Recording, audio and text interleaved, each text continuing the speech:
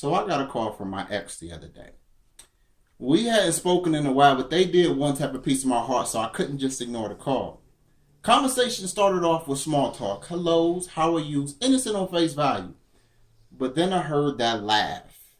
You know, the one I knew only I could produce, and then the fruits of my mind begun to grow into daydreams as I reminisced on the fun we once had.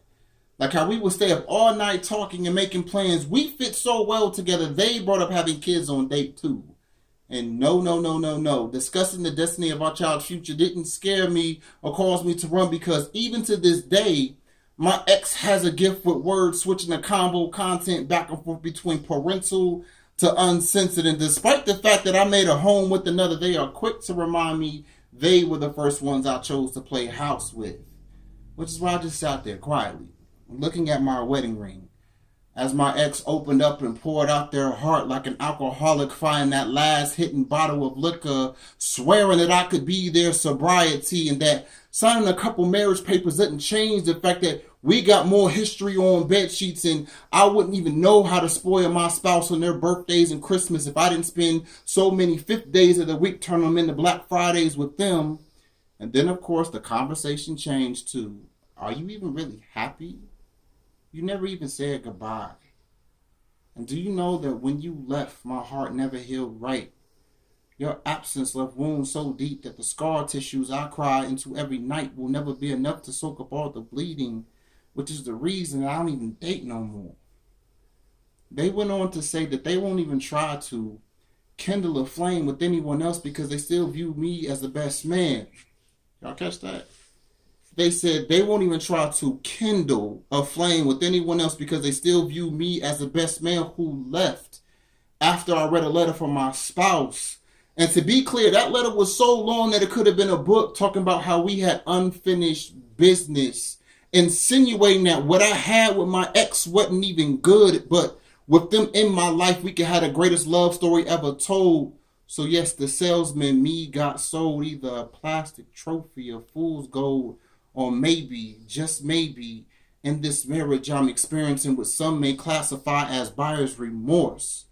Suddenly I heard a knock at the door and my spouse's voice called out to me. I hung up the phone and ran to let them in, opened the door and said, glad you're here. I think we need to talk. Now, using common sense, I was just convinced my ex might be the light, possibly love of my life.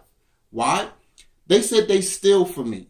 Short skirts, lingerie, late night thrills for me. Push come to shove, they said they killed someone for me.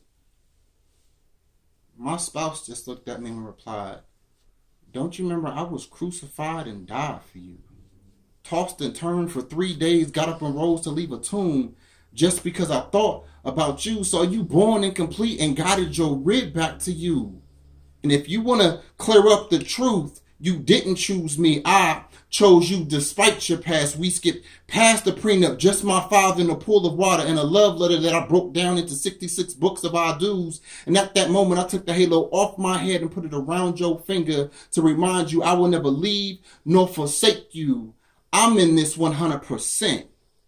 Even though most of the time your love for me is only 50-50. At that moment, I was convicted.